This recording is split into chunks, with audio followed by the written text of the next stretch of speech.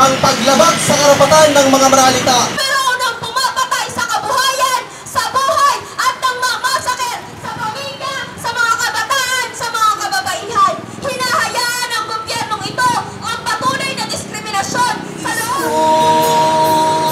Manubalik ang dating makulay na paligid. Sa puso ay dito ang munti ang daigdig.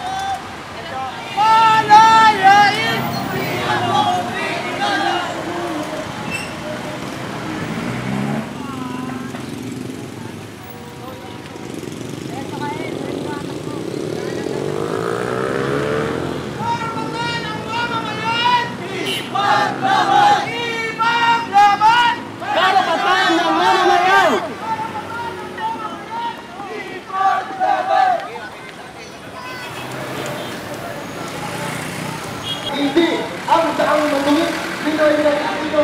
Kaya sa ngayong mga sinasabi sa iyong mga asawa, ang sinasabing saang matuwid, Pinoy ng Aquino ay hindi mataanan. Mga kababayan, tanging ang lakas at sama-samang pagkilos lamang ng mga mamamayan ang magbibigay sa atin ng tuwid na daan. Sa malawak ang pagkilos protestang ito dito sa Kamaynilaan para isulong ang pagtataguyod ng karapatang pantao. Ating kasama po natin ngayong araw na ito ang ating mga kababayan mula sa iba't ibang mga organisasyon ng mamamayan sa Timog Katangalugan.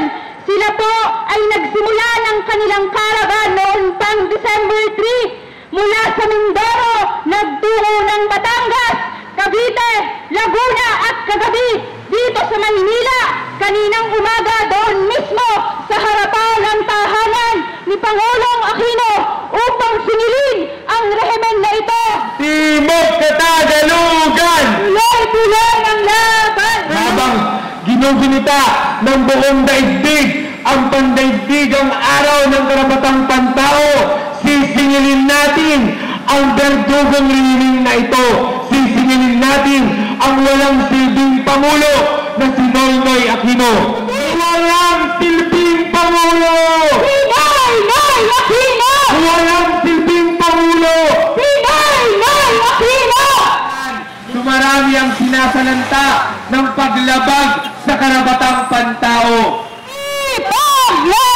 Karapatan ng mamamayan! Kaya nga't muling nagtitipon-tipon ang mamamayan. Pagkalumin na ang Pangulo! Mahirap na ang Pangulo! Kapit na ang Pangulo! Walang silbing Pangulo! Walang silbing Pangulo!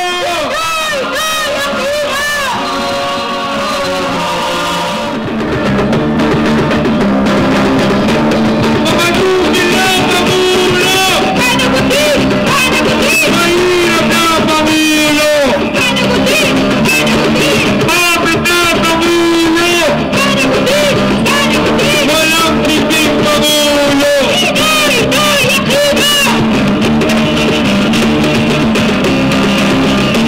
Saan ang ginawa mo?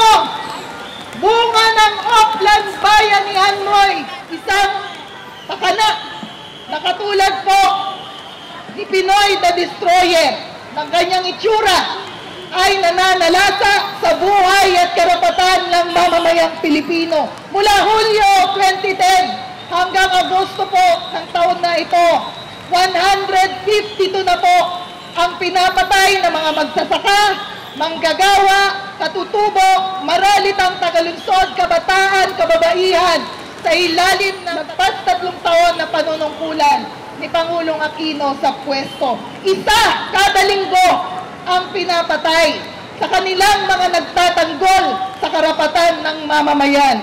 Nitong linggo po na ginugunita natin ang pandaigdigang araw ng karapatang pantao. 4 ang pinatay na mga magsasaka at katutubo mula sa Mindanao at Bicol. 2 ang pinatay na mga mamamahayag.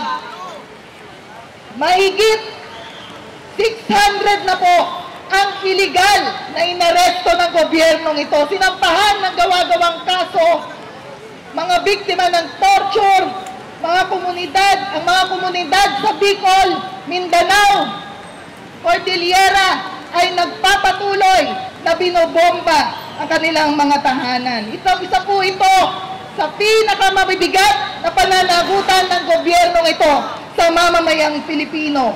Ngunit ang patuloy na pagkilos at paglaban ng mamamayan ang nagpapatunay na bigo ang Oplan Bayanihan. Walang tanging na pagpapaubaya sa hindi nagsasawa sa pag-angkin. Ng wagas na pagkaawa sa sariling pagkaulila, habang nag-aabulong, nagpapabuya, nagpapatawad at umaawit ang salarin ng pagdadalawang libong isip hanggang mabulag na't maluti sa tagal ng pagkakatitig sa apoy. Ano ay nangagtitipon upang hasain ang ating mga sundalo. Hanggang sa kaya na ng ating mga talim na ang hangin ay paduguin. Tayo ay nag-iituto upang hasain ang ating mga sundalo. Hanggang mamusap ang isa sa ating mga anak. Ang hubad at pinakaapa sa mga apo ng Pinaya. Ang pinakaubuni, tuod at upang na tagapagmana. Ng malawak na kawalan at lahat ng pagkakasala. Bukas, wika niya. Kung ilan tayo sa aming balak ngayon, siya yung dami ng taharap sa itin ng Panginoon. Kung ilan tayo sa aming balak ngayon, siya yung dami ng taharap sa itin ng Panginoon.